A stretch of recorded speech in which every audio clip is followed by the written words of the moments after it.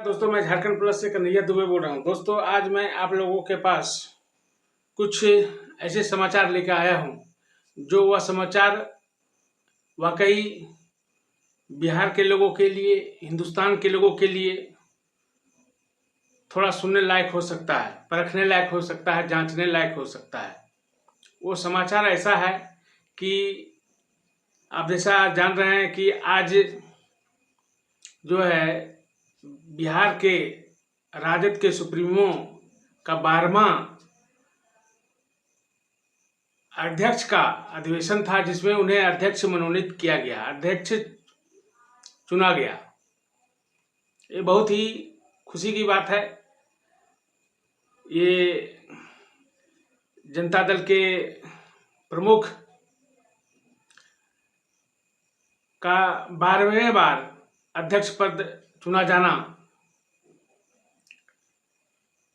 जनता दल के लिए खुशी की बात है, महागठबंधन के लिए खुशी की बात है और बीजेपी के लिए दुखी की बात है। ऐसा हम नहीं बोल रहे, ऐसा उनके भाषण, उनके रुतबा, उनका अंदाज, उनका लय जो है बिहार के लिए, बिहार की राजनीति के लिए, उसके लिए एक सैल्यूट बनता है। उन्हें वाजिबी देना भी चाहिए, क्योंकि वो जो है बिहार के 12वें बार जो है अध्यक्ष पद चुने गए हैं और इस दौरान उन्होंने इस उम्र में भी वही ताजगी, वही उत्साह, वही जोश के साथ अध्यक्ष पद पे रहकर अध्यक्ष पद की चुनौती को स्वीकार करते हुए उन्होंने एक बिगुल बजा दिया है और इशारों में उन्होंने बता भी दिया है कि बिहार की राजनीति का बागडोर राजद के हाथों में ही रहेगा, उनके परिवार के हाथों में ही रहेगा और यह न सिर्फ बिहार में रहेगा बल्कि यह तो अभी झांकी है, दिल्ली अभी बाकी है, यह भी नारा लगाया गया।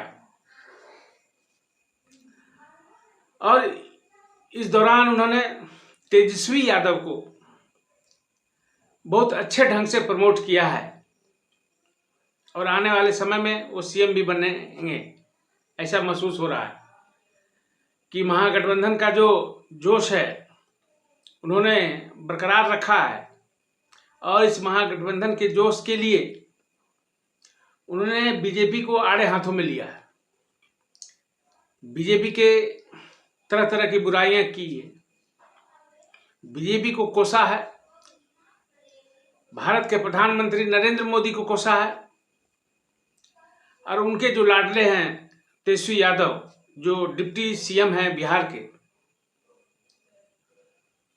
उन्होंने बीजेपी को कहीं का नहीं छोड़ा है। तमाम ढंग की बातें बताई, शिक्षा नहीं है, एजुकेशन नहीं है, स्वास्थ्य नहीं है, रोजगार नहीं है, महंगाई चरम सीमा पर है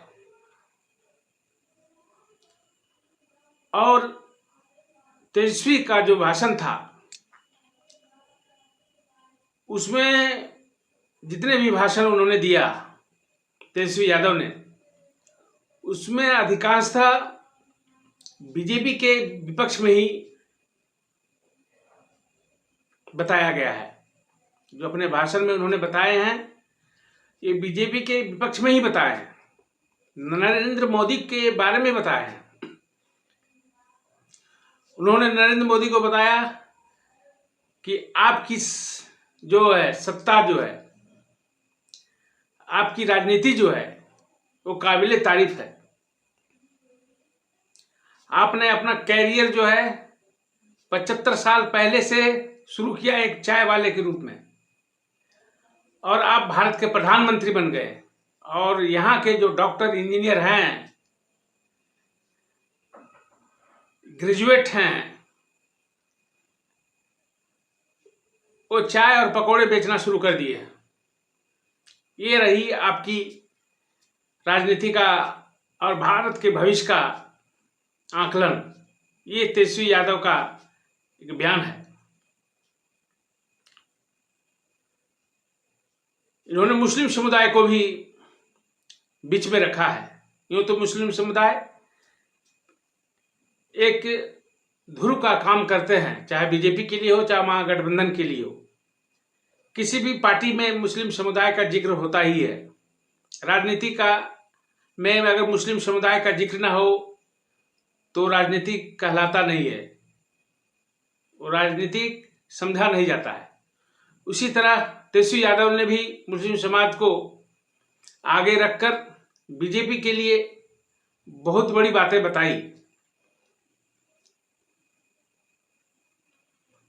उन्होंने बीजेपी को बताया कि बीजेपी के लोग मुस्लिम समाज के बारे में बताते हैं कि वो यहाँ का सामान, इसके द्वारा मुस्लिम समाज के द्वारा बेचा गया सामान को कोई हिंदू नहीं खरीदे। इन तमाम ढंग के जितने भी ये स्टेटमेंट्स हैं विरोध में बीजेपी के बारे में, उन्होंने बताया। और महागठबंधन को उन्होंने एकजुट होकर बीजेपी को बाहर का रास्ता दिखाने के लिए एक चुनौती भरा कार्य बताया है, जिसमें सोचने वाली बात है कि पूरा महागठबंधन बीजेपी के लिए खड़े हैं, बीजेपी से लड़ने के लिए। उन्हें भी पता है कि हम बीजेपी से नहीं लड़ सकेंगे, नहीं जीत सकेंगे, लेकिन वो महागठबंधन के साथ वो लड़ाई करना चाहते हैं बीजेपी के बारे में। मकसद क्या है? जनता की सेवा करना राजनीतिक होना चाहिए। राजनेताओं का मकसद होना चाहिए कि जनता का सेवा हो, देश का सेवा हो। वह सेवा आप अकेले भी रह के कर सकते हैं, वो सेवा आप झुंड में भी रह के कर सकते हैं। भाव होना चाहिए सेवा का, ना कि ग्रुप बनाने का, एक मंडली बनाने का और एक साजिश रचने का। चाहे वो बीजेपी हो, चाहे वो कांग्रेस की पार्टी हो, चाहे महागठबंधन में जितने भी पार्टीगण हैं उसकी हो, मकसद होना चाहिए जनता की सेवा का। जब जनता की सेवा के लिए समय आता है, लोग गिर जाते हैं, झुक जाते हैं और तरह तरह की बातें करते हैं, चुनावी वादे करते हैं, फिर हट जाते हैं, पीछे हट जाते हैं। तो दोस्तों, मेरा मकसद था आप लोगों को अवगत कराना। परखना ना परखना